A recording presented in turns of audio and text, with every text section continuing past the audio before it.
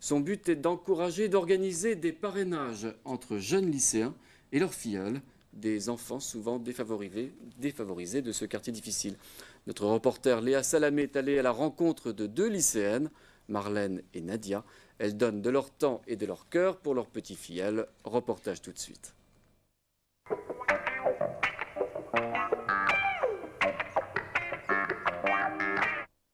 Tiens, je te laisse le modèle.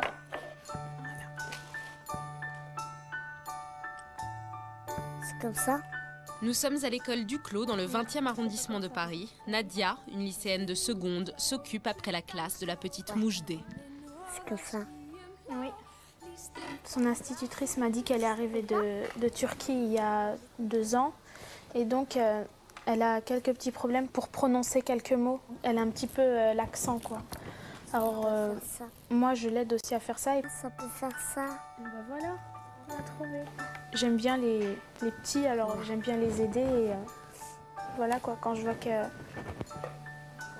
qu'elle arrive à faire ce que je lui dis, et, ben, ça me fait plaisir. À quelques mètres de là, dans une autre classe, c'est Marlène, élève de terminale, qui aide Nader, 6 ans, en CP. Mais non, alors tu peux plus savoir. Doucement. Je me rends compte qu'il y a des problèmes, notamment des jeunes en banlieue, des immigrés notamment, qui ont un peu de difficultés parce qu'ils ne connaissent pas le français. Et je me rends compte que c'est dès la base qu'on devrait les aider, quoi. Ce que je fais, même si c'est infime, j'ai l'impression que ça va faire changer le monde, quoi. Enfin, au moins, ça va faire changer une partie du monde. Ça va faire changer peut-être en partie une vie, quoi. Et c'est énorme. Tu gagnais, Mamma Mia. Marlène et Nadia participent toutes 2 au projet de Socrate.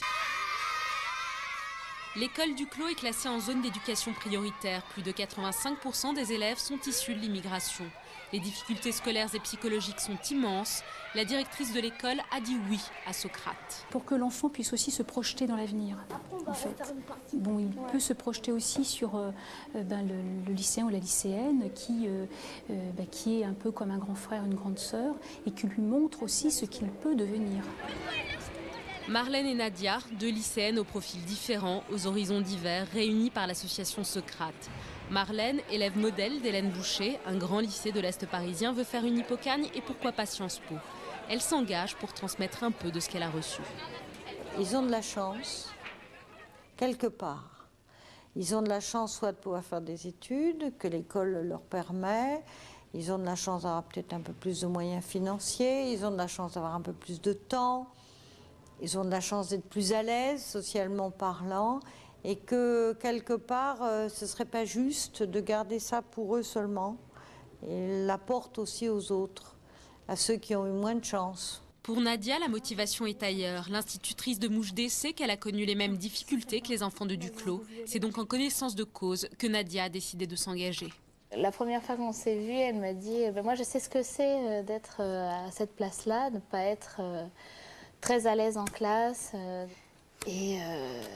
Donc sa venue ici, elle est particulièrement un acte de responsabilité, de maturité de sa part.